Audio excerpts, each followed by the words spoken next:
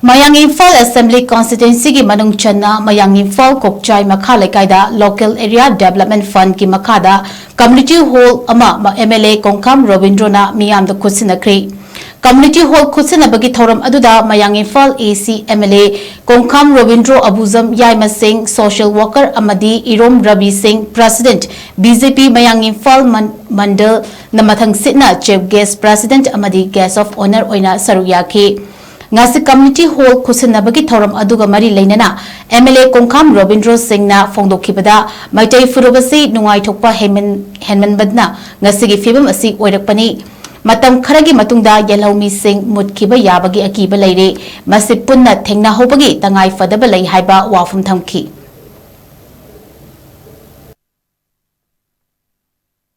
ngasi akhoi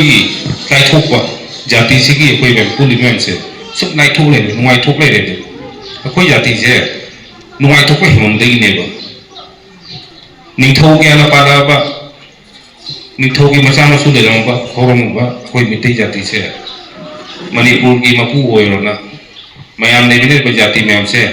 nungsi na control le yo na thong ba khoi jati se khoi se sum makha sum ta ta na akhoi se khara le chahi kun thra le ga di akhoi jati se makha de hoga atop jati nong kon bi hoiro ne ba noi MEEYAM tre akhoi gi ngi bi la gen na asi kara thon bono akhoi koi na ayun de hoga akhoi myam ba thok ma dang ne ba akhoi na se le mina ga le mina jati myam se kari wa le ke ma to ge nong sik ne to le ga da no da chi da akhoi gi di thabam to se hab do